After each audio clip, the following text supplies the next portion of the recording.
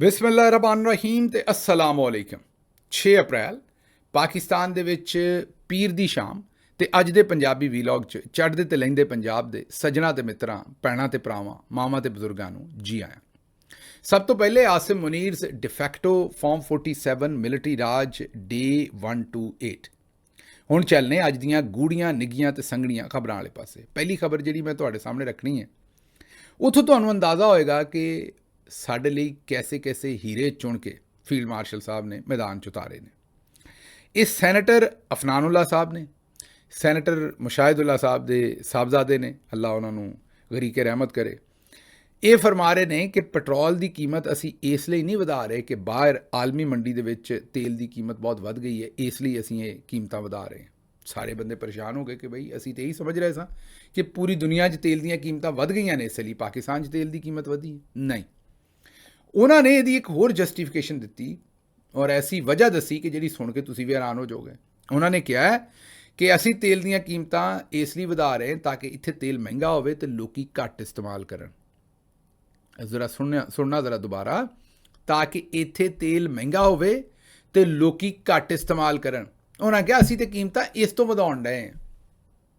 ਹੁਣ ਇੱਥੇ ਮੈਂ ਕੀ ਤਜਜ਼ੀਆ ਕਰਾਂ। ਦੂਜੇ ਪਾਸੇ ਖਬਰਾਂ ਇਹ ਦੇ ਰਹੇ ਨੇ ਮਾਰਕੀਟ ਦੇ ਵਿੱਚ ਕਿ ਔਰੰਗਜ਼ੇਬ ਉਰਫ ਔਰੀ ਸਾਹਿਬ ਜਿਹੜੇ ਵਜ਼ੀਰ ਖਜ਼ਾਨਾ ਨੇ, ਇਹ ਸਾਰਾ ਕੀਤਾ ਕਰਾਇਆ ਉਹਨਾਂ ਦਾ ਹੈ ਔਰ ਉਹਨਾਂ ਨੇ ਤੇਲ ਵਧਾਇਆ। ਵਜ਼ੀਰ ਆਜ਼ਮ ਇੱਥੇ ਬੜੇ ਨਾਰਾਜ਼ ਨੇ ਇਸ ਸਾਰੇ ਕੰਮ ਦੇ ਉੱਤੇ ਕਿ ਉਹਨਾਂ ਨੇ ਇੰਨਾ ਤੇਲ ਕਿਉਂ ਵਧਾ ਦਿੱਤਾ ਹੈ ਔਰ ਉਹਨਾਂ ਦੀ ਹੁਣ ਛੁੱਟੀ ਕਰ ਰਹੇ ਨੇ ਔਰ ਕੋਈ ਕਿਆਨੀ ਬਿਲਾਲ ਕਿਆਨੀ ਸਾਹਿਬ ਨੇ ਉਹਨਾਂ ਨੂੰ ਵਜ਼ੀਰ ਬਣਾ ਰਹੇ ਨੇ। ਇਹ ਮੁਜ਼ੰਮਲ ਸੋਹਰਵਰਦੀ ਸਾਹਿਬ ਦੀ ਖਬਰ ਹੈ। ਹੁਣ ਪਤਾ ਨਹੀਂ ਉਹਨਾਂ ਦੀ ਲੋਕਲ ਜੀ ਖਬਰ ਹੈ ਕਿ ਇਹ ਖਬਰ ਇਹਦੇ ਵਿੱਚ ਕੋਈ ਜਾਨ ਹੈਗੀ ਹੈ ਕਿ ਨਹੀਂ, ਪਤਾ ਲੱਗ ਜਾਏਗਾ ਆਉਣ ਵਾਲੇ ਦਿਨਾਂ ਦੇ ਵਿੱਚ। ਲੇਕਿਨ ਉਹਨਾਂ ਨੇ ਬਸ ਥੱਲੇ ਦੇ ਦਿੱਤਾ ਹੈ, ਐਕਸਪ੍ਰੈਸ਼ਨ ਹੈ ਇੱਕ, ਉਹਨਾਂ ਨੇ ਜਿਹੜਾ ਵਜ਼ੀਰ ਖਜ਼ਾਨਾ ਹੈ ਉਹਨੂੰ ਬਸ ਥੱਲੇ ਦੇ ਦਿੱਤਾ ਔਰ ਕਿਹਾ ਕਿ ਜੀ ਸ਼ਹਿਬਾਜ਼ ਸ਼ਰੀਫ ਔਰ ਉਹਨਾਂ ਦੀ ਹਕੂਮਤ ਸੋਚਦੀ ਹੈ ਕਿ ਇਹ ਜਿਹੜਾ ਤੇਲ ਵਧਾਉਣ ਵਾਲਾ ਸਾਰਾ ਕਾਰਨਾਮਾ ਹੈ ਇਹ ਔਰੰਗਜ਼ੇਬ ਸਾਹਿਬ ਨੇ ਕੀਤਾ, ਇਹਦੀ ਲੋੜ ਕੋਈ ਨਹੀਂ ਸੀ, ਇਹ ਉਹਨਾਂ ਨੇ ਕੀਤਾ। ਉਹ ਆਵਾਮ ਦੁਸ਼ਮਣ ਕਿਸਮ ਦਾ ਵਜ਼ੀਰ ਖਜ਼ਾਨਾ ਹੈ, ਆਵਾਮ ਨੂੰ ਕੋਈ ਸਹੂਲਤ ਦੇ ਕੇ ਉਹ ਰਾਜ਼ੀ ਨਹੀਂ ਤੇ ਇਸ ਲਈ ਉਹਨੂੰ ਹੁਣ ਬਦਲ ਦੇਣਾ ਉਹਦੇ ਤੋਂ ਕੋਈ ਰਾਜ਼ੀ ਨਹੀਂ ਹੈਗਾ ਔਰ ਬਿਲਾਲ ਕਿਆਨੀ ਸਾਹਿਬ ਜਿਹੜੇ ਨੇ ਉਹਨਾਂ ਨੂੰ ਨਵਾਂ ਵਜ਼ੀਰ ਖਜ਼ਾਨਾ ਲਿਆਉਣਾ। ਇਹ ਮੁਜ਼ੰਮਲ ਸੋਹਰਵਰਦੀ ਸਾਹਿਬ ਦੀ ਖਬਰ ਹੈ। ਅੱਛਾ, ਹੁਣ ਇਹਨਾਂ ਦੋਵਾਂ ਖਬਰਾਂ ਨੂੰ ਆਮਣੇ ਸਾਹਮਣੇ ਰੱਖ ਲਓ। ਜਿਹੜੇ ਸੈਨੇਟਰ ਅਫਨਾਨੁੱਲਾ ਸਾਹਿਬ ਨੇ ਉਹ ਕਹਿੰਦੇ ਨੇ ਵੀ ਅਸੀਂ ਇਸ ਲਈ ਕੀਮਤਾਂ ਵਧਾ ਰਹੇ ਹਾਂ ਕਿ ਲੋਕੀ ਜਿਹੜੇ ਨੇ ਉਹ ਤੇਲ ਘੱਟ ਇਸਤੇਮਾਲ ਕਰਨ, ਲੋਕੀ ਵਿਗੜੇ ਨੇ। ਅੱਛਾ, ਗੱਲ ਇੱਥੇ ਹੀ ਨਹੀਂ ਮੁੱਕਦੀ। ਅੱਜ ਤੋਂ ਚੰਦ ਦਿਨ ਪਹਿਲੇ ਅਜ਼ਮਾ ਬੁਖਾਰੀ ਸਾਹਿਬਾ ਨੇ ਆਖਿਆ ਕਿ ਅਸੀਂ ਤਾਂ ਤੇਲ ਘੱਟ ਕੀਤਾ ਸੀ, ਬਲਕਿ ਤੇਲ ਘੱਟ ਕੀਤਾ ਨਹੀਂ ਬਲਕਿ ਤੁਹਾਨੂੰ ਛੁੱਟੀਆਂ ਦਿੱਤੀਆਂ ਸੀ ਤਾਂ ਕਿ ਤੁਸੀਂ ਘਰ ਰਹੋ ਤੇ ਤੇਲ ਘੱਟ ਇਸਤੇਮਾਲ ਕਰੋ, ਤੇ ਤੁਸੀਂ ਸਾਰੇ ਗੱਡੀਆਂ 'ਚ ਬੈਠੇ ਤੇ ਉੱਤੇ ਚਲੇ ਗਏ ਨਾਰਦਰਨ ਏਰੀਆਜ਼ ਤੇ ਮਰੀ ਤੇ ਫਲਾਨੀ ਜਗ੍ਹਾ, ਤੇ ਤੁਹਾਡਾ ਇਲਾਜ ਹੈ ਹੁਣ ਇਸ ਲਈ ਅਸੀਂ ਤੇਲ ਮਹਿੰਗਾ ਕੀਤਾ ਹੈ। ਹੁਣ ਦੋਵੇਂ ਪਾਰਟੀਆਂ ਜਿਹੜੀਆਂ ਨੇ, ਬਲਕਿ ਤਿੰਨੋਂ ਪਾਰਟੀਆਂ ਸਮਝ ਤੋਂ ਬਾਹਰ ਹੈ। ਇੱਕ ਪਾਸੇ ਆਂਦੇ ਨੇ ਕਿ ਵਜ਼ੀਰ ਖਜ਼ਾਨਾ ਦਾ ਸਾਰਾ ਕਸੂਰ ਹੈ, ਉਹਨੇ ਮਹਿੰਗਾ ਕਰ ਦਿੱਤਾ।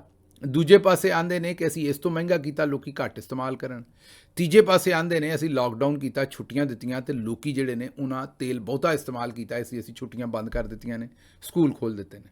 ਪਹਿਲਾਂ ਘਰ ਬਹਿ ਕੇ ਫੈਸਲਾ ਕਰ ਲਓ ਵੀ ਅਸਲ ਗੱਲ ਕਿਹੜੀ ਹੈ, ਕਿਉਂਕਿ ਹਰ ਬੰਦਾ ਆਪਣਾ ਆਪਣਾ ਰਾਗ ਸੁਣਾ ਰਿਹਾ ਹੈ ਔਰ ਕਿਸੇ ਬੰਦੇ ਨੂੰ ਨਹੀਂ ਪਤਾ ਕਿ ਗੱਲ ਕਿਹੜੀ। ਅਗਲੀ ਗੱਲ ਸੁਣ ਲਓ। ਐਹਸਨ ਇਕਬਾਲ ਸਾਹਿਬ ਨੇ ਆਖਿਆ ਇਹ ਵਕਤ ਹਕੀਕਤ ਨੂੰ ਸਮਝਣ ਦਾ, ਸਬਰ ਨਾਲ ਕੰਮ ਲੈਣ ਦਾ ਤੇ ਕੌਮੀ ਸਤ੍ਹਾ 'ਤੇ ਜ਼ਿੰਮੇਦਾਰੀ ਦਾ ਮੁਜ਼ਾਹਰਾ ਕਰਨ ਦਾ।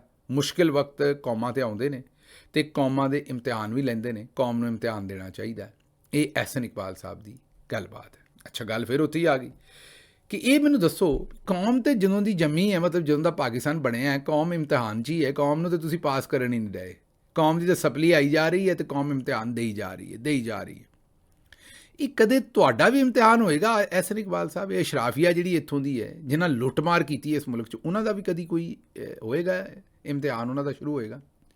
ਇਹ ਅਗਰ ਕੌਮ ਕੋਲੋਂ ਤੁਸੀਂ ਕੁਰਬਾਨੀ ਮੰਗਦੇ ਹੋ ਤੇ ਇਮਤਿਹਾਨ ਮੰਗਦੇ ਹੋ, 211 ਰੁਪਏ ਲੀਟਰ ਦੇ ਉੱਤੇ ਟੈਕਸ ਲਾ ਕੇ, 371 ਅਰਬ ਲੈਵੀ ਟੈਕਸ ਲਾ ਕੇ ਸਾਲਾਨਾ, ਜਿਹੜਾ ਪਹਿਲਾਂ 110 ਅਰਬ ਤੋਂ ਵੀ ਘੱਟ ਸੀ। ਇਹ ਅਗਰ ਕੌਮ ਕੋਲੋਂ ਕੁਰਬਾਨੀਆਂ ਮੰਗ ਰਹੇ ਹੋ ਤਾਂ ਕਿਤੇ ਆਪ ਨਹੀਂ ਤੁਸੀਂ ਐਲਾਨ ਕੀਤਾ ਕਿ ਚਲੋ ਮੈਂ ਆਪਣੀ ਸਾਰੀ ਨਹੀਂ ਅੱਧੀ ਜਾਇਦਾਦ ਕੌਮ ਦੇ ਨਾਂ ਕਰਦਾ, ਕੌਮ ਦੇ ਉੱਤੇ ਬੜਾ ਮੁਸ਼ਕਿਲ ਵਕਤ ਹੈ ਤੇ ਮੈਂ ਜਿਹੜੀ ਜਾਇਦਾਦ ਬਣਾਈ ਅੱਧੀ, ਚਲੋ ਅੱਧੀ ਨਹੀਂ 30%, 20% ਮੈਂ ਕੌਮ ਦੇ ਨਾਂ ਕਰਦਾ। ਇਹ ਕਦੇ ਤੁਸੀਂ ਐਲਾਨ ਕਰਦੇ ਹੋ? ਕੌਮ ਨੇ ਇਮਤਿਹਾਨ ਦੇਣਾ ਸਾਰੀ ਉਮਰ। ਪਤਾ ਨਹੀਂ ਇਹਨਾਂ ਦੀ ਕੁਰਬਾਨੀ ਲੱਗਦੀ ਨਹੀਂ ਕੋਈ, ਮੇਰਾ ਮਤਲਬ ਹੈ ਕੋਈ ਇਹਨਾਂ ਦਾ ਕੋਈ ਮਸਲਾ ਹੈ। ਇਹਨਾਂ ਨੂੰ ਇਹ ਦੋਂਦੇ ਨੇ, ਉਹ ਤੁਹਾਨੂੰ ਪਤਾ ਨਾ ਕੁਰਬਾਨੀ ਤੇ ਲੇਲਾ ਲੈਂਦੇ ਨੇ ਕੋਈ ਦੋਨ, ਇਹ ਪਤਾ ਨਹੀਂ ਦੋਂਦੇ ਨਹੀਂ ਹੈਗੇ, ਕੀ ਰੌਲਾ ਹੈ ਇਹਨਾਂ ਦਾ ਕਿ ਇਹ ਕੁਰਬਾਨੀ ਨਹੀਂ ਦੇ ਸਕਦੇ, ਕੌਮ ਕੁਰਬਾਨੀ ਦੇਵੇ। ਇੱਕ ਤਾਂ ਅਸੀਂ ਬਚਪਨ ਤੋਂ ਨਾਜ਼ਕ ਮੋੜ ਮੁੜ ਰਹੇ ਹਾਂ ਵੀ ਮੋੜ 'ਚੋਂ ਕੱਢ ਲਓ। ਲੋਕਾਂ ਨੂੰ ਤਾਂ ਭੌਂ ਚੜ੍ਹ ਗਏ ਨੇ, ਭੌਂ ਹੁੰਦਾ ਚੱਕਰ ਚੜ੍ਹਨਾ, ਲੋਕਾਂ ਨੂੰ ਤਾਂ ਚੱਕਰ ਚੜ੍ਹ ਗਏ ਨੇ। ਤੇ ਤੁਸੀਂ ਇਹ ਜੇ ਨਾਜ਼ਕ ਮੋੜ ਹੀ ਮੁੜੀ ਜਾਂਦੇ ਹੋ, ਬਸ ਕਰੋ ਯਾਰ, ਦੂਜੇ ਪਾਸੇ ਕੁਰਬਾਨੀ ਲਈ ਜਾਂਦੇ ਹੋ। ਅੱਛਾ ਜੀ, ਅੱਗੇ ਚੱਲਨੇ ਅਗਲੀ ਖਬਰ। ਮੀਆਂ ਅਸਲਮ ਇਕਬਾਲ ਸਾਹਿਬ ਦਾ ਅਸੀਂ ਤੁਹਾਨੂੰ ਦੱਸਿਆ ਸੀ ਕਿ ਉਹਨਾਂ ਦੀ ਵਾਲਦਾ ਮਾਜਦਾ ਦਾ ਇੰਤਕਾਲ ਹੋ ਗਿਆ। ਕੱਲ੍ਹ ਜਨਾਜ਼ਾ ਵੀ ਸੀ ਉਹਨਾਂ ਦਾ, ਔਰ ਬੜੀ ਅਫਸੋਸਨਾਕ ਖਬਰ ਹੈ। ਲੇਕਿਨ ਉੱਥੋਂ ਹੁਣ ਹੋਰ ਵੀ ਅਫਸੋਸਨਾਕ ਖਬਰਾਂ ਆ ਰਹੀਆਂ ਨੇ। ਮੀਆਂ ਅਸਲਮ ਇਕਬਾਲ ਸਾਹਿਬ ਇੱਕ ਤੇ ਜਨਾਜ਼ਾ ਨਹੀਂ ਪੜ੍ਹ ਸਕੇ। ਸਾਨੂੰ ਇਸ ਗੱਲ ਦੀ ਬੜੀ ਤਕਲੀਫ ਹੈ ਕਿ ਮਾਮਾ, ਮੈਂ ਤੁਹਾਨੂੰ ਹਮੇਸ਼ਾ ਕਹਿੰਦਾ ਵੀ ਸਾਂਝੀਆਂ ਹੁੰਦੀਆਂ ਨੇ, ਇਹ ਗੈਰਤ ਕਰਨੀ ਚਾਹੀਦੀ ਸੀ ਇਸ ਹਕੂਮਤ ਨੂੰ। ਲੇਕਿਨ ਗੈਰਤ ਕਰਨ ਦੀ ਬਜਾਏ ਪੁਲਿਸ ਉੱਥੇ ਸਾਦਾ ਲਿਬਾਸ ਦੇ ਵਿੱਚ ਮਲਬੂਸ ਅਫਰਾਦ ਫਿਰ ਰਹੇ ਸਨ ਕਿ ਅਗਰ ਮੀਆਂ ਅਸਲਮ ਇਕਬਾਲ ਆਏ ਤਾਂ ਨੱਪ ਲਓ। ਇਹ ਮੈਂ ਨਹੀਂ, ਇਹ ਸ਼ਾਕਰ ਅਵਾਨ ਸਾਹਿਬ ਸਾਫੀ ਨੇ ਲਾਹੌਰ ਤੋਂ, ਉਹ ਰਿਪੋਰਟ ਕਰ ਰਹੇ ਨੇ।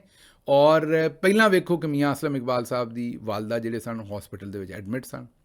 ਉਹ ਉਹਨਾਂ ਦਾ ਨਾ ਤਿਮਾਰਦਾਰੀ ਕਰ ਸਕੇ, ਨਾ ਆਪਣੀ ਵਾਲਦਾ ਨਾਲ ਵਕਤ ਗੁਜ਼ਾਰ ਸਕੇ, ਤੇ ਜਨਾਜ਼ੇ 'ਤੇ ਵੀ ਸ਼ਾਮਿਲ ਨਹੀਂ ਹੋ ਸਕੇ ਕਿਉਂਕਿ ਉੱਥੇ ਵੀ ਸਾਦਾ ਕੱਪੜਿਆਂ ਦੇ ਵਿੱਚ ਪੁਲਿਸ ਲਾਈ ਸੀ। ਬੰਦਾ ਆਖੇ ਤੇ ਕੀ ਆਖੇ, ਮਤਲਬ ਸਮਝ ਤੋਂ ਬਾਹਰ ਹੈ ਵੀ ਇਹ ਜਿਹੜੀ ਯਜ਼ੀਦੀਅਤ ਹੈ, ਫਿਰੌਨੀਅਤ ਹੈ।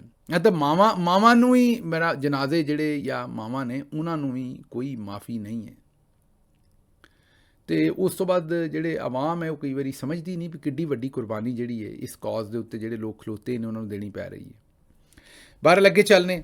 नसीम शाह ने इस खातून के बारे, उस खातून के बारे में बोला जिहदी वजह तो नसीम शाह, फैसल खोकर ते तमाम लोगों ਦੀਆਂ ਭੈਣਾਂ महफूज ने। नसीम शाह साहब ने एक ट्वीट कर ਦਿੱਤਾ ਸੀ ਕਿ ਇਹਨਾਂ ਨੂੰ ਮਲਕਾ ਦਾ ਟ੍ਰੀਟਮੈਂਟ ਕਿਉਂ ਦਿੱਤਾ ਜਾ ਰਿਹਾ।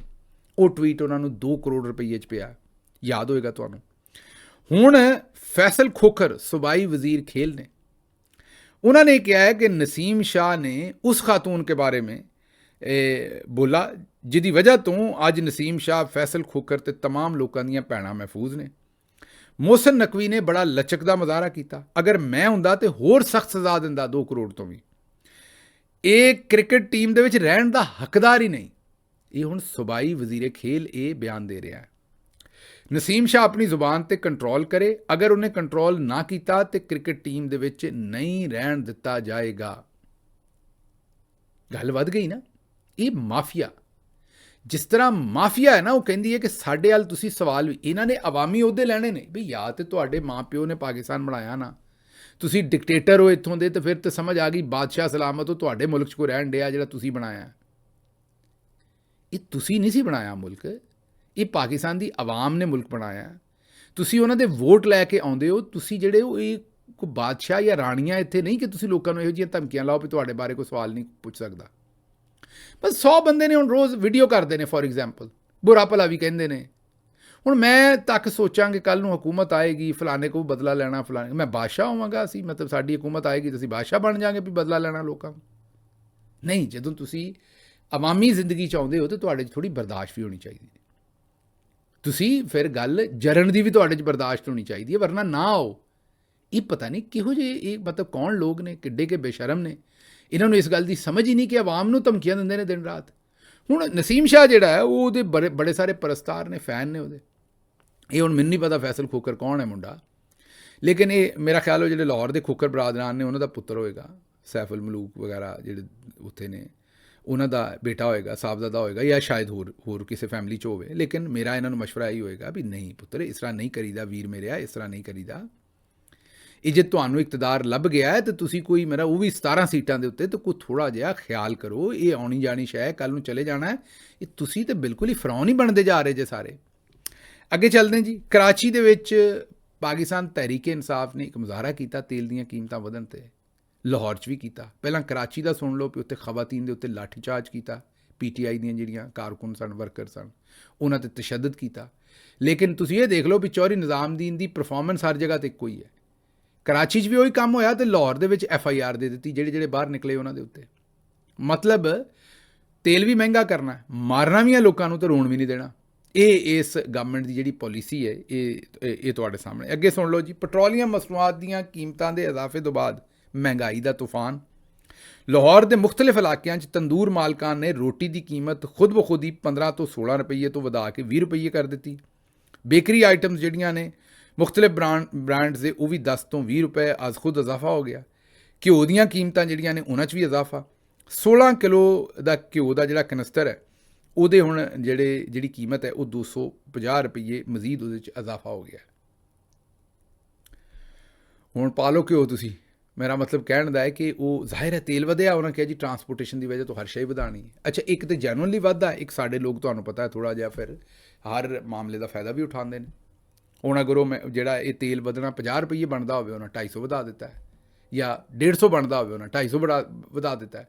ਅਤੇ ਇਹ ਤੁਹਾਡੇ ਸਾਹਮਣੇ ਰੋਟੀ ਵੀ ਮਹਿੰਗੀ ਹੋ ਗਈ, ਬੇਕਰੀ ਦੀਆਂ ਚੀਜ਼ਾਂ ਵੀ ਅਜੇ ਹੋਰ ਵੀ ਸਾਰੀਆਂ ਮਹਿੰਗੀਆਂ ਹੋਈਆਂ ਹੋਣੀਆਂ ਨੇ। ਇਹ ਤਾਂ ਇੱਕ TV ਦੀ ਰਿਪੋਰਟ ਹੈ ਜਿਹੜੀ ਤੁਹਾਡੇ ਸਾਹਮਣੇ ਰੱਖ ਰਹੇ ਕਿ ਇਹ ਚੀਜ਼ਾਂ ਲਾਹੌਰ ਦੇ ਵਿੱਚ ਆਲਰੇਡੀ ਮਹਿੰਗੀਆਂ ਹੋ ਗਈਆਂ ਨੇ। ਮਤਲਬ ਇੱਕ ਪਾਸੇ ਤੇਲ ਮਹਿੰਗਾ, ਦੂਸਰੇ ਪਾਸੇ ਬਾਕੀ ਹਰ ਚੀਜ਼ ਵੀ ਮਹਿੰਗੀ। ਲੋਕਾਂ ਵਾਸਤੇ ਮਹਿੰਗਾਈ ਜਿਹੜੀ ਹੈ ਉਹ ਸਿਰਫ ਤੇਲ ਦੇ ਲੀਟਰ ਦੇ ਉੱਤੇ ਹੀ ਡਬਲ ਨਹੀਂ ਬਣੀ, ਬਾਕੀ ਹਰ ਸ਼ੈ 'ਤੇ ਵੀ ਦੇਣਗੇ ਤਾਂ ਪਤਾ ਨਹੀਂ ਕਿੰਨੇ ਫੀਸਦ। ਜਿਹੜਾ ਅੱਗੋਂ ਜੇਦਾ ਜੀ ਨੇ ਕਹਾਣੀ ਸੁਣਾਈ ਹੈ, ਉਹਨਾਂ ਨੇ ਕਿਹਾ ਇੱਕ ਸ਼ਖਸ ਨੇ ਬਾਦਸ਼ਾਹ ਨੂੰ ਕਿਹਾ ਕਿ ਰੋਟੀ ਦੀ ਕੀਮਤ 10 ਤੋਂ ਵਧਾ ਕੇ 15 ਕੀਤੀ ਜਾਏ।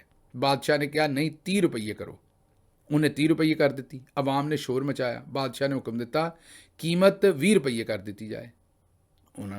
ਬਾਦਸ਼ਾਹ ਨੇ ਕੀਮਤ 20 ਰੁਪਏ ਕਰਵਾ ਦਿੱਤੀ। 5 ਰੁਪਏ ਬਾਦਸ਼ਾਹ ਨੇ ਆਪਣੀ ਜੇਬ 'ਚ ਪਾਏ ਅਤੇ 5 ਰੁਪਏ ਰੋਟੀ ਵਾਲੇ ਨੂੰ ਦਿੱਤੇ, ਕਿਉਂਕਿ ਉਹ 15 ਕਰਵਾਉਣਾ ਚਾਹੁੰਦਾ ਸੀ, ਉਹਨੂੰ ਦਿੱਤੇ। ਮਤਲਬ 15 ਰੋਟੀ ਵਾਲੇ 'ਤੇ ਬਣ ਗਏ, ਉਹਦੀ ਵੀ ਕੀਮਤ ਵੱਧ ਗਈ, ਅਤੇ 5 ਰੁਪਏ ਬਾਦਸ਼ਾਹ ਨੇ ਆਪਣੀ ਜੇਬ 'ਚ ਵੀ ਪਾ ਲਏ, ਅਤੇ 10 ਰੁਪਏ ਆਵਾਮ ਨੂੰ ਵੀ ਘੱਟ ਕਰ ਦਿੱਤੇ। ਇਹ ਜੇਦਾ ਜੀ ਨੇ ਕਿੱਸਾ ਸੁਣਾਇਆ। ਅੱਛਾ, ਅਸਲ ਦੇ ਵਿੱਚ ਜੇਦਾ ਜੀ ਵੀ ਤੁਹਾਨੂੰ ਪਤਾ ਕਿੱਸੇ ਕਹਾਣੀਆਂ ਬੜੇ ਸੁਣਾਉਂਦੇ ਨੇ, ਅਤੇ ਅਸਲ ਦੇ ਵਿੱਚ ਸੁਣਾਉਂਦੇ ਵੀ ਨੇ ਅਤੇ ਬਣਾਉਂਦੇ ਵੀ ਨੇ ਕਿੱਸੇ। ਇਹ ਪਿਛਲੇ ਚੰਦ ਦਿਨਾਂ ਤੋਂ ਮੇਰਾ ਖਿਆਲ ਰਾਜੇਸ਼ ਖੰਨਾ ਸਾਹਿਬ ਸਨ, ਉਹਨਾਂ ਦੀ ਇੱਕ ਫਿਲਮ ਦਾ ਕਲਿੱਪ ਚੱਲ ਰਿਹਾ ਸੀ, ਔਰ ਉਹਦੇ ਵਿੱਚ ਇਹ ਸਾਰੀ ਸਟੋਰੀ ਸੀ। ਜੇਦਾ ਜੀ ਨੇ ਉਹਨੂੰ ਦੇਖਿਆ, ਜਾਂ ਤਾਂ ਉਹ ਹੀ ਐਕਸਪਲੇਨ ਕਰ ਦਿੰਦੇ, ਲੇਕਿਨ ਜੇਦਾ ਜੀ ਤੁਹਾਨੂੰ ਪਤਾ ਮਾਹਿਰ ਨੇ, ਕੁਸ਼ਤੇ ਤੇ ਵੇਚਦੇ ਨੇ। ਉਹਨਾਂ ਨੇ ਫਿਰ ਆਪਣੀ ਕਹਾਣੀ ਉਹਦੇ 'ਚੋਂ ਕਹਾਣੀ ਘੜੀ ਹੈ। ਜੇਦਾ ਜੀ ਨੇ ਨਵੀਂ ਕਹਾਣੀ ਘੜ ਕੇ, ਨਵਾਂ ਕਿੱਸਾ ਘੜ ਕੇ ਤੁਹਾਡੇ ਸਾਹਮਣੇ ਰੱਖਿਆ ਹੈ।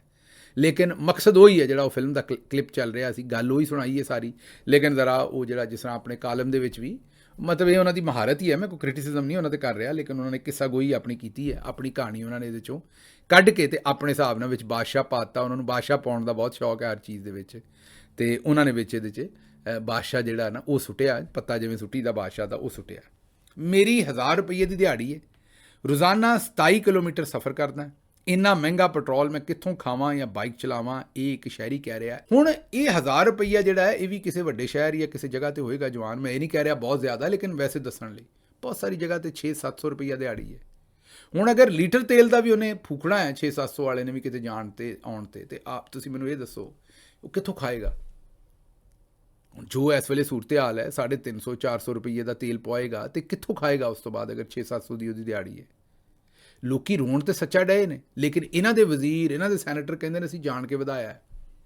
ਇਹ ਕਹਿੰਦੇ ਨੇ ਅਸੀਂ ਜਾਣ ਕੇ ਵਧਾਇਆ ਤਾਂ ਕਿ ਲੋਕੀ ਘੱਟ ਇਸਤੇਮਾਲ ਕਰਨ। ਹੁਣ ਮੈਨੂੰ ਦੱਸੋ, ਜਿਹੜਾ 27 ਕਿਲੋਮੀਟਰ ਵਾਲਾ ਕਿਵੇਂ ਘੱਟ ਇਸਤੇਮਾਲ ਕਰੇ? ਅੱਧਾ ਰਾਹ ਤੁਰ ਕੇ ਜਾਇਆ ਕਰੇ ਨਾਲ ਮੋਟਰਸਾਈਕਲ ਦੇ ਉੱਤੇ। ਅੱਛਾ ਜੀ, ਅੱਗੇ ਅਗਲੀ ਖਬਰ, ਸ਼ਨਾਖਤੀ ਕਾਰਡ ਨਹੀਂ ਸੀ, ਹਸਪਤਾਲ 'ਚ ਦਾਖਲ ਨਹੀਂ ਕੀਤਾ ਗਿਆ। ਮੇਰਾ ਭਰਾ ਜਿਹੜਾ ਉਹ ਇਲਾਜ ਤੋਂ ਬਗੈਰ ਹੀ ਸਿਸਕ ਕੇ ਮਰ ਗਿਆ। ਇੱਕ ਸ਼ਹਿਰੀ ਹੈ। ਇਸ ਵੀਡੀਓ ਦੇ ਵਿੱਚ ਗਾਲਾਂ ਵੀ ਨੇ। ਮੈਂ ਮੁੰਡਿਆਂ ਨੂੰ ਆਖਿਆ ਐਡੀਟਿੰਗ ਸਾਡੀ ਟੀਮ ਨੂੰ ਕਿ ਗਾਲਾਂ ਦੇ ਉੱਤੇ ਬੀਪ ਲਾ ਦੇਣ, ਲੇਕਿਨ ਇਸ ਬੰਦੇ ਦੀ ਰੁਦਾਦ ਆਪ ਸੁਣ ਲਓ।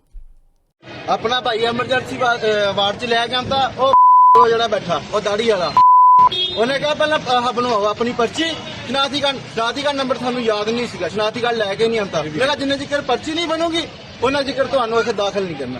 ਅੱਗੇ ਲੈ ਕੇ ਸਾਨੂੰ ਕਿਸੇ ਨੇ ਪੁੱਛਿਆ ਹੀ ਨਹੀਂ, ਕੋਈ ਸ਼ਹਿਰ ਨਾ। ਗੱਗੋ ਮੰਡੀ ਤੋਂ ਆਏ, ਗੱਗੋ ਵਾਲਿਆਂ ਕੋਲੇ ਵੀ ਕੋਈ ਸ਼ਹਿਰ ਨਹੀਂ। ਸਾਰਾ ਡਰਾਮਾ ਡੈਥ ਹੋਈ ਪਈ ਆ। ਡੈਥ ਹੋਈ ਵੀ ਦੱਸ ਨਾ, ਡੈਥ ਹੋ ਗਈ ਆ। ਮੇਰਾ ਭਾਈ ਹੈ, ਛੋਟਾ ਹੈ। ਓਏ ਅੱਲਾਹ ਪਾਕ ਨੂੰ ਜਾਣਦੇ, ਤੁਹਾਨੂੰ ਸਬਰ ਦੇ ਕੋਈ। ਸੁਣ ਲੀਜੇ, ਮਤਲਬ ਲੈ ਕੇ ਪਹੁੰਚੇ ਨੇ ਤੇ ਸ਼ਨਾਖਤੀ ਕਾਰਡ ਨਹੀਂ ਸੀ, ਤੇ ਉਹਨਾਂ ਨੇ ਕਿਹਾ ਅਸੀਂ ਇਲਾਜ ਹੀ ਨਹੀਂ ਕਰਨਾ। ਹੁਣ ਇਹ ਪਤਾ ਨਹੀਂ ਕੋਈ, ਮੇਰਾ ਮਤਲਬ ਹੈ ਕਿ ਇਹ ਕਿਹੜਾ ਦੁਨੀਆ ਦਾ ਅਸੂਲ ਹੈ ਕਿ ਐਮਰਜੈਂਸੀ ਹੈ ਤਾਂ ਉਹਦੇ 'ਚ ਵੀ ਸ਼ਨਾਖਤੀ ਕਾਰਡ ਲੱਭ ਰਹੇ ਨੇ। ਮਤਲਬ ਆਵਾਮ ਦੇ ਉੱਤੇ ਕੋਈ ਇੱਕ ਅਜ਼ਾਬ ਨਹੀਂ ਹੈ, ਹਰ ਪਾਸਿਓਂ ਆਵਾਮ ਦੇ ਉੱਤੇ ਇਹਨਾਂ ਨੇ ਅਜ਼ਾਬ ਪਾਇਆ ਹੋਇਆ ਹੈ। ਔਰ ਸੋਚਣ ਸਮਝਣ ਤੋਂ ਜਾਂ ਤਾਂ ਖੁਦ ਆਰੀ ਹੋ ਗਏ ਨੇ, ਜਾਂ ਇਹਨਾਂ ਨੂੰ ਕੋਈ ਰੱਬ ਦੀ ਮਾਰ ਆ ਗਈ ਹੈ। ਮੈਨੂੰ ਇੱਥੋਂ ਇਜਾਜ਼ਤ ਦਿਓ ਤੇ ਰੱਬ ਰੱਖ।